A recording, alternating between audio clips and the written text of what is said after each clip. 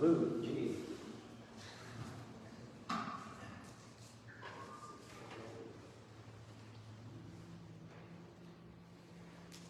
Thanks everyone for coming out. It's still after Christmas. Everything is inspired by the teachings of His Divine Grace, A.C. Bhaktivedanta Swami Prabhupada, the founder and chairman of the International Society for Krishna Consciousness. Om Ganati Mirandasya Ganagana Sarakya Chaksuru Miritam Yana Tajmai Shigare Namham. Shri Chaitanya Manobhistam Stapitam Yana Bhutare Sayam Rabha Karamayam Dharati Sarakanadikam. Shri Krishna Chaitanya Prabhu Nityananda Shri Advaita Gadana Shiva Sri Gaur Bhaktavinda. Hare Krishna, Hare Krishna, Krishna Krishna, Hare Hare. Hare Ram, Hare Ram, Ram Ram, Hare Hare. In keeping with the Krishna Christmas spirit, brotherhood and goodwill toward men, our talk today is entitled A Message of Love for Krishna Christmas 2021. Too often, I think you'll agree with me, we judge people without knowing their history. We don't know the struggles they've been through. We don't know how they were raised. All we know is he's unfriendly. She wears strange clothing. They've got tattoos. He has some hang-ups. Truth is, people are the way they are for a reason. If we took the trouble to know their stories, likelihood we'd be much more forgiving. If we took the trouble to know the battles they fought, the pain that they've endured, the people that have done them wrong, we tend to be a lot more merciful than we are. Our topic today is that instead of seeing people through eyes of judgment, we want to challenge you to start seeing people through eyes of love. In a purport to a verse in the third canto of the Srimad Bhagavatam, Prabhupada says, a person who goes to the temple and worships with great devotion, but does not show sympathy to people in general, is considered third class. A person in Krishna consciousness is always compassionate. He's not satisfied that only he is a devotee, but he tries to distribute knowledge of devotional service to everyone. However, too often we judge people based on their backgrounds. If we're strong in an area where someone else is weak, it's easy to think, I would never do that. I would never be as unfriendly as him. I would never be divorced. I would have never married that person in the first place. Well, can I respectably say that you don't know what you would have done in their situation? You weren't raised in their environment. You haven't been through what they've been through. Carl Gustav Jung, the famous psychologist, wrote, thinking is difficult. It's why most people judge. Let me tell you about Teddy. Oh, one person laughed. Sorry, it's like a couple seconds. Teddy was a fifth grader struggling in school. He wouldn't participate in the classroom. He was moody, hard to deal with. His teacher, Mrs. Thompson, said that she loved all her students, but later she would admit that she didn't care much for Teddy at all at first. At Christmas time, the students would all give their teacher a present, and amongst all the nicely wrapped and well-presented gifts, Mrs. Stoddard got from Teddy a brown paper bag with an old rhinestone bracelet and a half a bottle of perfume. To keep the other children from laughing out loud and ridiculing Teddy, Mrs. Stoddard made a show of making a big deal of the presents, admiring them. She put on the bracelet, which already had about half the stones missing, smelled the perfume. After school was over, Teddy shyly came up to her and he said, Mrs. Thompson, that bracelet looks good on you, just as it did on my mother. That irked her curiosity, and after school she went to the file room, look up Teddy's history, and she flipped back to what his first grade teacher had said about him. Quote, the boy has promise, but a bad home situation. She went to his second grade teacher's record. Teddy could do better, but he's distracted by his mother's serious illness. The third grade note said that Teddy's mother had died that year. His fourth grade teacher said, Teddy is a slow learner and his father shows no interest in him. Alone there after school in the archives room, Mrs. Thompson began to cry, feel ashamed because she judged Teddy. Next morning, the fifth grade students had a new teacher. She'd seen the light. Mrs. Thompson had exchanged judgmental eyes for eyes of love. She'd come to understand why Teddy was so distracted and unmotivated. She went on to make the boy her personal project, showed him love and encouragement, tutored him and mentored him. She gradually changed the course of his life. A few years later, she got a letter from Teddy. Dear Mrs. Thompson, I graduated high school, second in my class. 4 years later, she got another letter from Teddy saying that he had graduated from college. Several more years went by, and Mrs. Thompson got one final letter from Teddy. Quote, Dear Mrs. Thompson, I finished my residency and people now call me doctor. My wedding is next month, and I wanted you to come and sit in the seat where my mother would have sat had she been alive. We all have strengths and we all have weaknesses. It's not our doing, but the grace of God. Some of us are secure and confident because we had a great family life. We had great parents. I can't judge the actions of someone who wasn't blessed in that same way. If the roles had been reversed, I don't even know if I would have handled it as well as that person. Maybe I'd be struggling with an addiction. Maybe I'd be insecure. Maybe I'd be hard to get along with and angry. But in any case, I'm not going to be critical. I'm going to be understanding. Our message is to cut people some slack. Believe the best in them until you're proven otherwise. When Bobby and I came to Utah Valley in 1980, there were no members of our church living here. No one was here who chanted Hare Krishna. No one was here who wore neck beads. Hardly anyone here had heard of the Bhagavad Gita, what to speak of the Srimad Bhagavatam.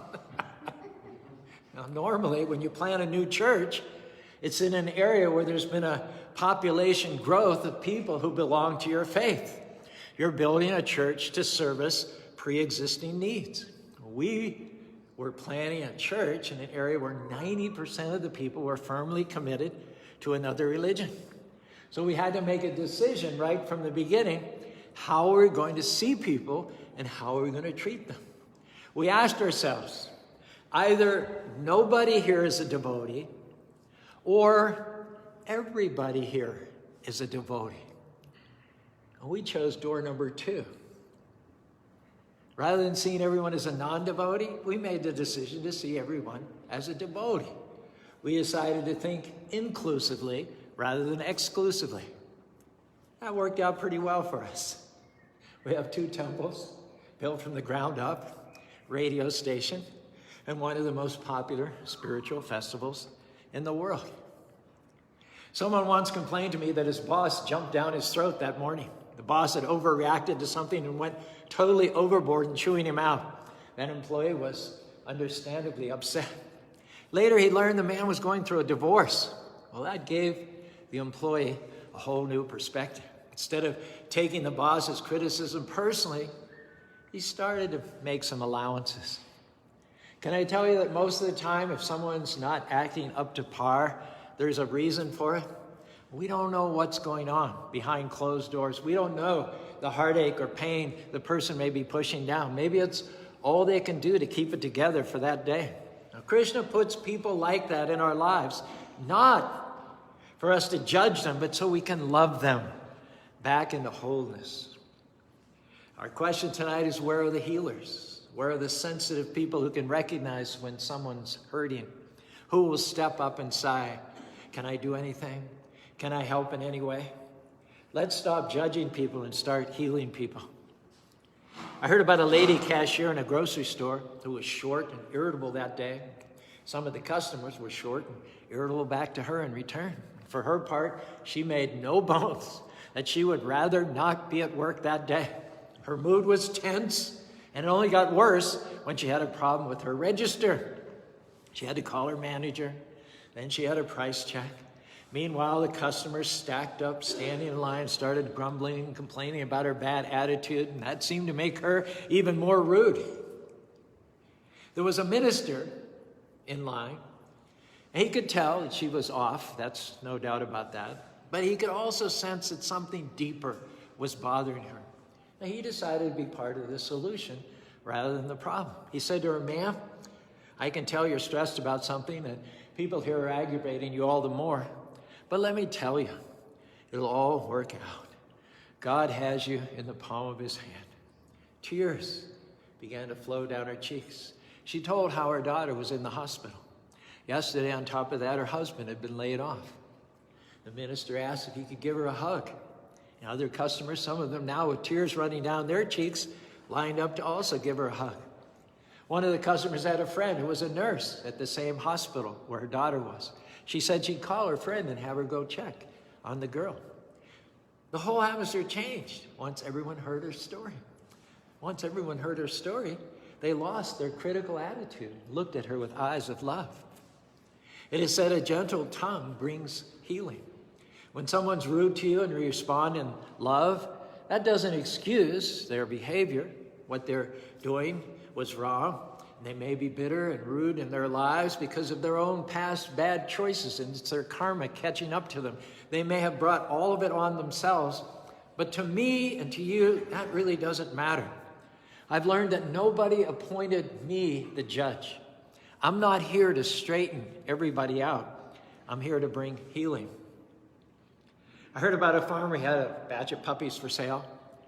They were all healthy for the most part, but there was one little runt of the litter that had crippled back legs. And a boy with braces on his own legs came, looked over the litter, and he paid his $5 for that one undersized puppy with crippled legs. And the farmer asked him, why in the world didn't he pay his hard-earned money for one of the other more healthy pups? And the boy said, this puppy needs someone who understands him. Give people a little bit of room. If you took time to know their stories, you wouldn't be so critical, so high and mighty. In dealing with thousands of people over the years, one thing I can tell you is that 99.9% of people are not bad people.